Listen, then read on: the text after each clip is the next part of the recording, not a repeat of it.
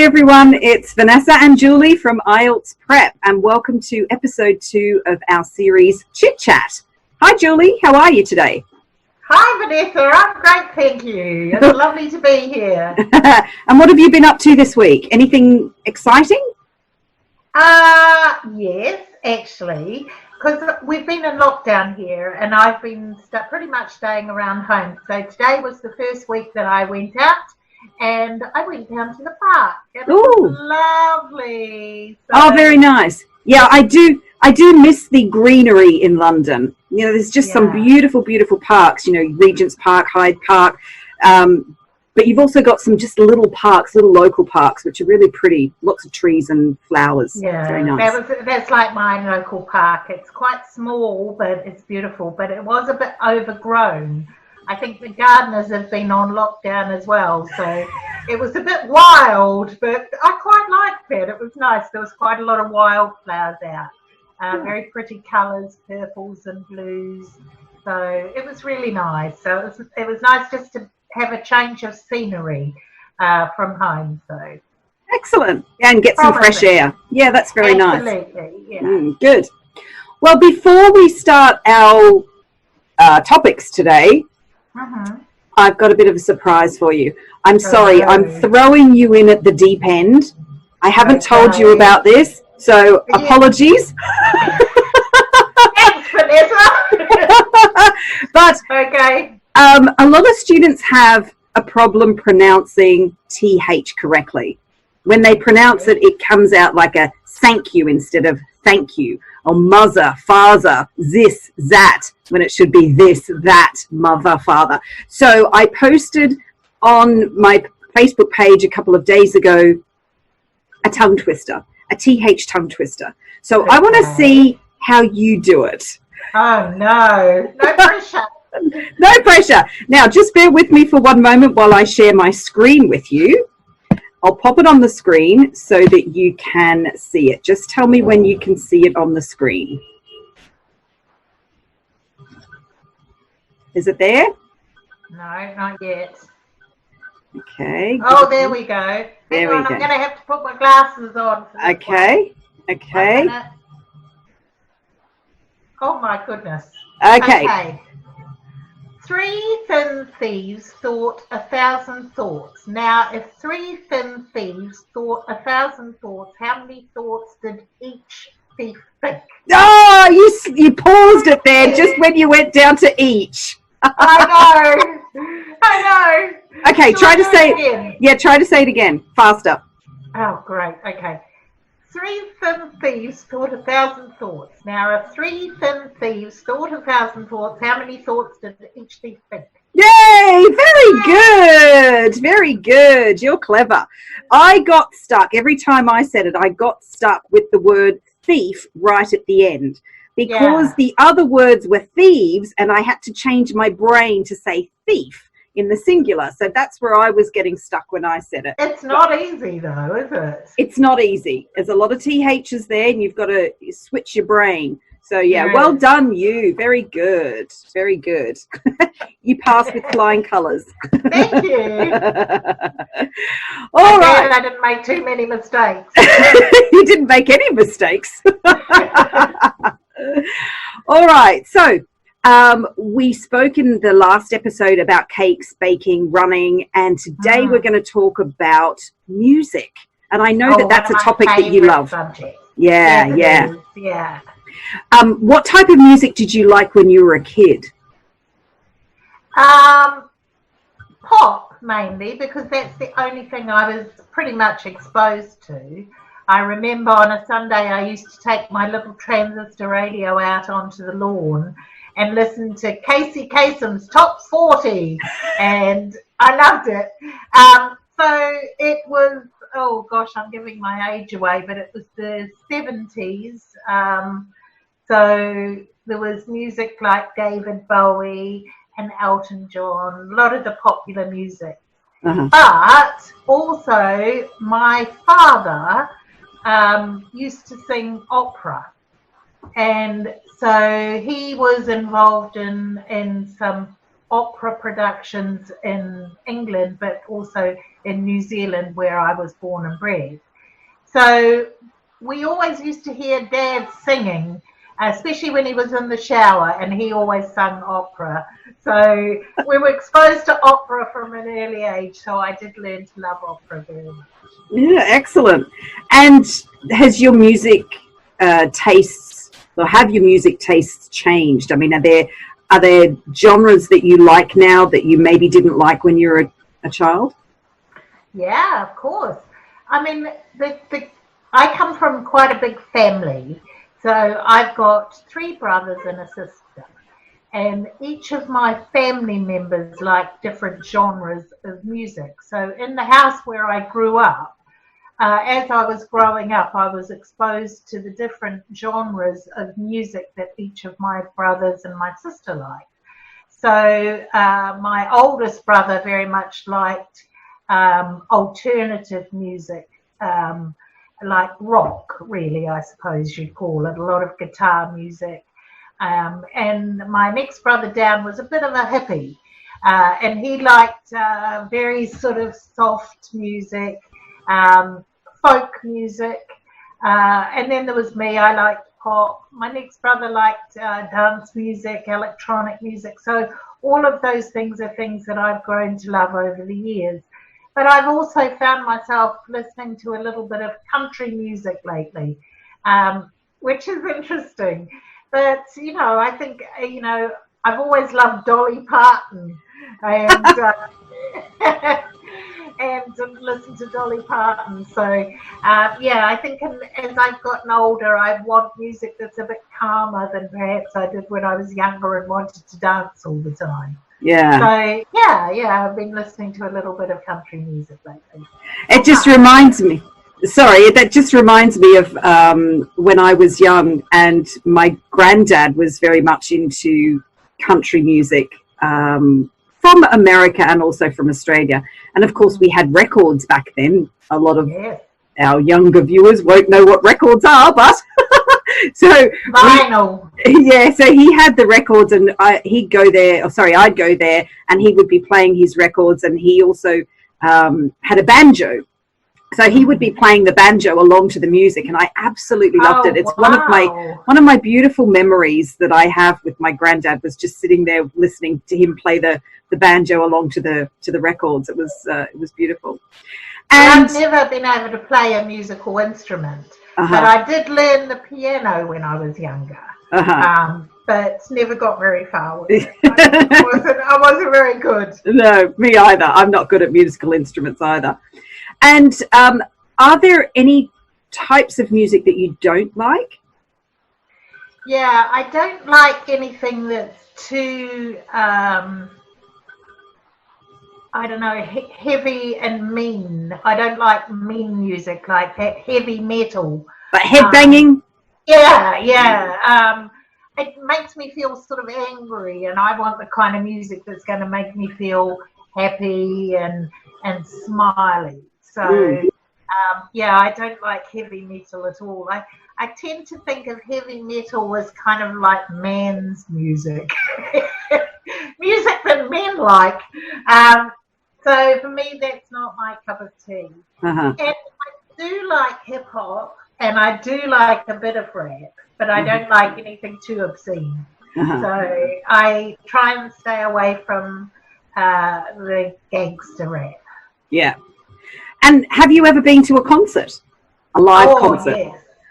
Yeah, I've been to a lot of concerts in my life. The last concert I went to was with you, Vanessa, when I came to Egypt. And where we saw some amazing traditional Egyptian music by a friend of yours. So I was really happy to experience that, and I absolutely loved it. Yeah, it was good. It was very good. And did you have posters when you were a child? Did you have posters on your wall of your favorite band or singer? Yes, I did. You're embarrassing me now, because you know, when we're teenage girls, we fall in love with the superstars. don't we? The movie stars and the pop stars.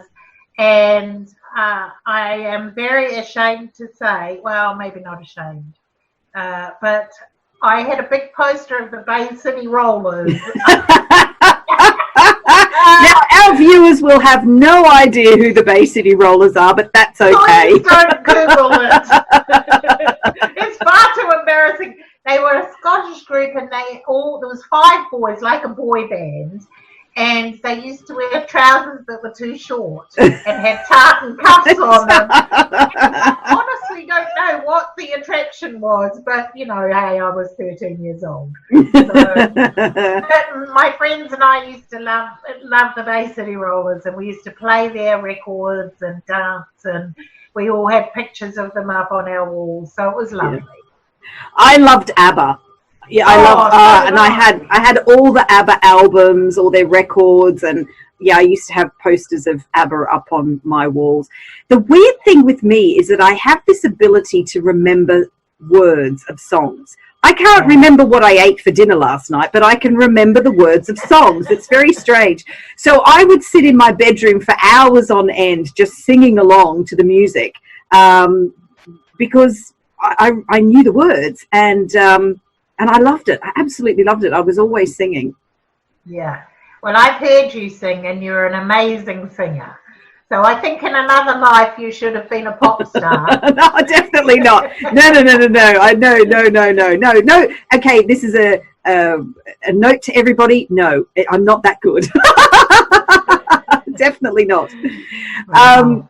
So would you have liked to have been a singer? No. Definitely not. For a start, I can't hold a tune.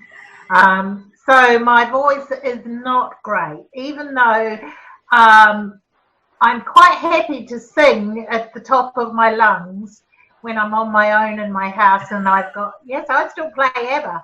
When I've got ABBA on in the background, I'll sing very loudly and enthusiastically. But if anyone was listening, they'd be putting their fingers in their ears, I think. It's not that bad. No, it's not that bad. And another thing is that I think that I would suffer from stage fright if ever I went out onto a big stage or an audience. I remember once doing karaoke, and to be honest, I was so nervous I can hardly remember the performance. It was not fun for me because I found myself getting very nervous. Yes, I know what you mean. I've been on stage myself, and yes, it's nerve-wracking. Too nerve-wracking for me. Yeah, it is. So, moving into a different topic, which is concentration, are you able to concentrate when there's music playing in the background? Sometimes, yeah. Sometimes I can. Like, occasionally if I'm working from home and I've got a job to do that involves sort of some fairly basic work, then I'll have a bit of something soft playing in the background, and it keeps me going. It keeps me motivated. But if there's something that I am doing that's very detailed, I think music can be a distraction when it's playing in the background, because you find yourself singing along and then you're not focused on the work that you're supposed to be doing, which is never a good thing. Yeah. I totally agree. I remember when I I think I just left school, I think. Mm-hmm. And I was working in a lawyer's office. And I was in the word processing department. So that, we don't have those departments anymore. But in those days, it was just a room with computers, and you sat there and you typed into the computer. Mm-hmm. And they had music playing in this room. There was probably maybe 5 other people in there, and they used to play music. Well, I would sit there and just sort of hum along to it, not loudly, just very quietly to myself. But I got into trouble because they thought that I wasn't concentrating on my work. I was doing my work, and I thought, hang on, that's not fair. Just, they're the ones that have got the music playing, not me. Yeah. The thing is that maybe your beautiful voice was distracting people in the room. Rubbish. No. That wasn't the case. As I said, I was just humming. But I didn't last in that job for very long. I didn't like it. So, I find it very difficult because I'm easily distracted. So, especially if it's a good song, one that I know, and you sort of want to really get into it, then I stop what I'm doing and just focus on the song. So it's bad for me. In terms of just general concentration, do you concentrate, or can you concentrate more now, say, than 20 years ago? No, definitely not. I think as you get older, it gets harder to concentrate. Yeah. I don't know why or what that is, but I think sometimes it's because you become very aware of the world around you for a start, but also because as we grow, we've got more and more thoughts going on in our head to distract us. Yeah. I think if I've got a job that I love to do, it's much easier to concentrate on it. So if I'm doing something that I really enjoy, then I can concentrate much easier than if it's something that I don't like doing. So a task that I don't really want to be doing or I don't like doing. Yeah. So I think it is harder to concentrate as you get a bit older, but I do still think it's easier to concentrate when you're doing something that you enjoy. Yeah, absolutely. Oh, yes, I'm so easily distracted when I'm doing something that I don't want to be doing. Yeah. It doesn't take much for me to go off and do something else. Veer off. Veer off again. We're veering again. Away. Yeah, I know. And often, sometimes we have things that we have to do. I know, that if I want to be writing emails, some emails you love to write, like when you're writing to your friends and family. Other time you might have emails that you have to write about bills or something like that, and it's really boring. And I think it's understandable that we get distracted when we're bored. So when you get yourself into situations like that, so either you're doing something that you don't really want to be doing, or you're getting a bit bored with it, what do you do to help you maintain your concentration? Well, I'm usually quite aware of what I find boring and what I don't find boring. So if I've got a few things to do, I'll set myself some targets and say, okay, even though I don't really want to do this particular task or this job, it needs to be done. So I'm going to make sure that I get stuck in and work hard and finish the job at hand by 12 o'clock. And I'll make sure I do that. And I think by setting myself goals and setting myself targets, it's easier to focus because you know that at the end of it, you're finished, it's done, and you can put it away. And then you can focus on or look at the things that you really enjoy doing once you've got that out of the way. Yes, I do the same, but I actually talk to myself. and I will say, sign of madness. Yes, well, we know I'm mad, but I will say to myself, Vanessa, put the phone down. Vanessa, concentrate. It's only an hour. Come on, just focus. I actually say it to myself to try and get that motivation to continue, because sometimes it can be so hard, especially when your phone's pinging and you're getting messages and you want to play Candy Crush or Pet Rescue, or you want to do something on your phone that's more enjoyable than what the task is that you have. So yeah, I really have to be strict, and I am firm with myself, like I'm a mother telling myself to stop doing it. You're telling yourself off. I tell myself off. Good. I think that the thing is that I think that we all in our lives, we all develop our own strategies to be able to cope with the things that we don't particularly want to do. And if talking to yourself and telling yourself off works for you, Vanessa, then I think you should just keep doing it. Keep telling myself off. Don't tell me me off. I'll try not to. I'll try not to. I try not to get distracted talking about distractions. Yeah. So before we sort of get distracted any further, I think we'll sign off for today, and you can go and enjoy the lovely weather that you've got in London. Beautiful sunshine outside. Yeah, it's lovely and sunny here in Cairo. I mean, it's always hot here in Cairo generally, but the sky's blue, and yeah, it's a nice day out. So I think I'll go and get some fresh air as well. So thanks again for today's episode. We'll look forward to seeing you again next time. And for everybody, please make sure that you follow us on Facebook and also on YouTube. You'll see the links somewhere here on the screen. So please do follow us and stay tuned for our next episode next week. Take care. Bye, everybody. Bye, everyone.